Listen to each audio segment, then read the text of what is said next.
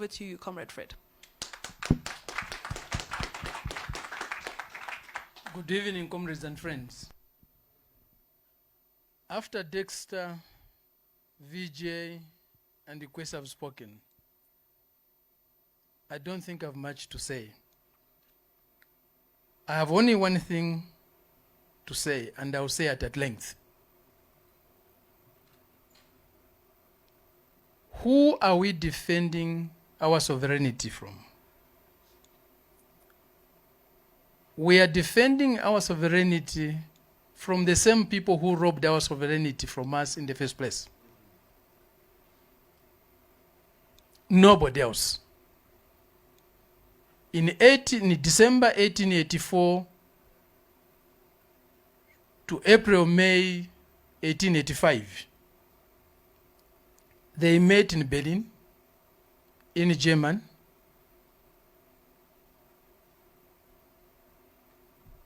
Representatives of the key European nations of the time, including representatives of the United States, which had just gained this independence in 1776, plus representatives of the Tsar in Russia. No African was present there. They met to take away our sovereignty, to take away the sovereignty of our motherland, Africa. We were one continent, one country. They divided our country, Africa, our motherland Africa, into Bantustans, which they started calling countries, and we have continued to call countries. In that way, they took away our sovereignty. We fought back. We won some partial victories to regain our sovereignty. Again, who were we fighting for our sovereignty? We were fighting the same people who took it away. They were brutal in their war against our sovereignty. As Comrade Vijay indicated, they killed those who tried to advance the struggle to regain African sovereignty. They killed them. They overthrew Nkrumah. They killed Patrice Lumumba. We can also say they killed Samora Machel. They killed Chris Hani.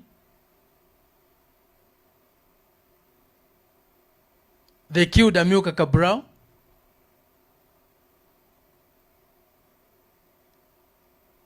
They killed Gaddafi. They killed Nasser.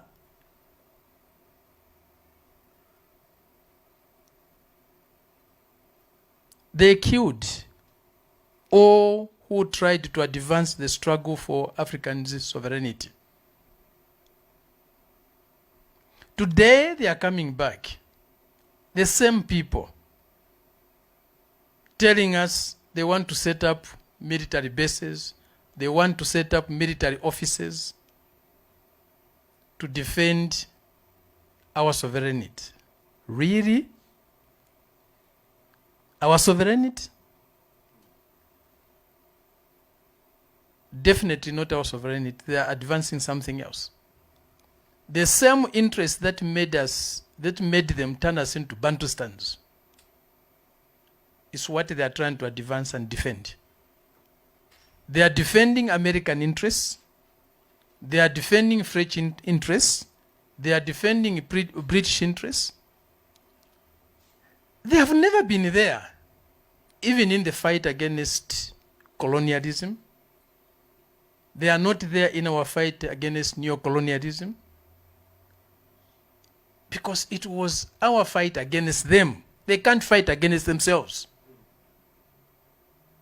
Since when did they commit suicide to be on our side against themselves? In this country, in South Africa, who was with us? Were they with us? We know the French history here. We know the British history here. We know the German history here. We know the American history here. They were against our sovereignty. Even here, we had to fight with them before even the Berlin Conference to defend our sovereignty. Our Zulu ancestors defeated them at the Battle of Insandrwana, defending our sovereignty. The Mau Mau War was about defending our sovereignty. In Zambia, in what is Zambia today, the Bantustan of Zambia today, our people, descendants of the Zulus here, who in Zambia are called the Ngonis, in 1897 to February 1898, they had to fight a war with Cecil Rhodes' army. They had to fight a war with Cecil Rhodes' army that comprised Africans and some Sikhs from India to defend their sovereignty, to defend their minerals. Today, the same descendants of the same people are telling us they are here to defend our sovereignty, to protect us. From who? From who? The whole of Southern Africa is littered with mass graves. We have the Kasinga massacre. Even those who tried to free themselves from apartheid brutality to go to Zambia and wage a struggle there, they were followed there and killed by the same people, with the collaboration with the same people, with the participation of the same people who are today coming to tell us they're here to defend our sovereignty. Let's not deceive ourselves. Let's not allow ourselves to be deceived. What they are here to advance is their interest, economic interest, mainly to do with our minerals. They came here for minerals. They came here for wealth. And for that wealth, for those minerals, they were ready to kill. And indeed, they killed. They are still coming here to set up bases, to set up military offices, again for minerals. Wherever they have got mineral interests, they always take an army. They have defended their interests, they have advanced their interests with their armies. They are here again. And all the time, they find puppets to recruit from among our people. The slave hunters, many were Africans. They used to hunt their own fellow brothers and sisters for very few pieces of silver, sometimes just cloth. They have come again. They are putting puppets as presidents all over the Bantustan they have created in Africa. Puppets funded by the same mining corporations. Anglo-American today is still creating puppets. We know Anglo-American is an offspring of the British South African Company. That colonized my country, the so-called Bantustan, which I call my country, Zambia. The first colonizer of Zambia was Cecil Rhodes and his company. That was the first colonizer, not the British government. From 1891, 6 years after the Berlin Conference, to 1924, Zambia, the territory called Zambia today, the Bantustan called Zambia today, was ruled by Cecil Rhodes and his company, mining company. For 33 years, we were ruled by a mining company. Later on, that company of BSA, of Cecil Rhodes, was sold to Oppenheimer to become Anglo. Today, Anglo has got a foundation, the Brentes Foundation, that is funding puppets to become presidents of our countries, to become rulers of our countries. And the African people are being made to vote for them. They are funding puppets here in South Africa. They are funding puppets in Zimbabwe, in Zambia, in Malawi, in Tanzania, in Uganda, in Kenya. And who is at the head of this Anglo-American Cooperation Foundation, the Brentes Foundation, with the chairperson? They have got another puppet, a former president of the great country, of the great Bantustan of Nigeria, Obasanjo. They are creating even foundations to establish new leaders. They want to pick them from a very early age. They take the best brains of our young people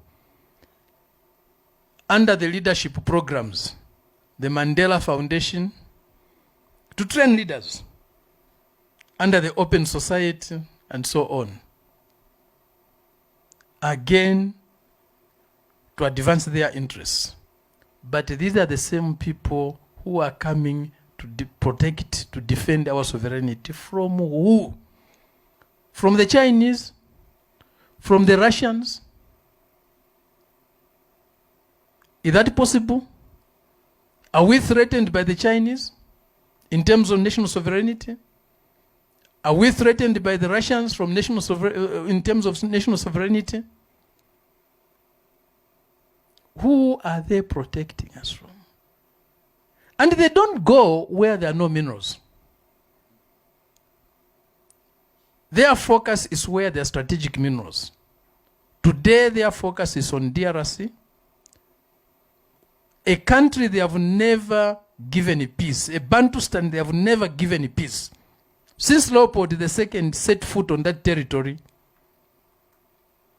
to take slaves, to take our ivory, to take our minerals, to take our timber, DRC has never known peace.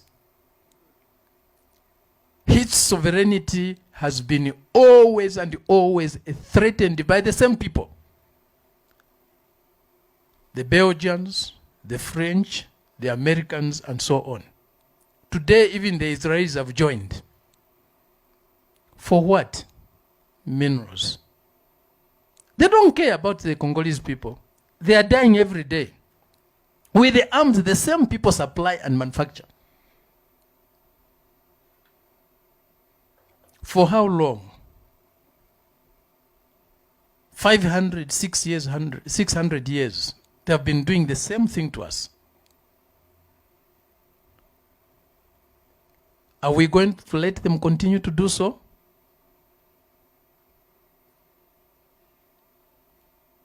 It gets dark sometimes, but the morning comes. Our morning must come. Wherever there is a crucifixion, there must be a resurrection. Our resurrection must come. When you go to sleep, there is time to rise. Our time to rise has come.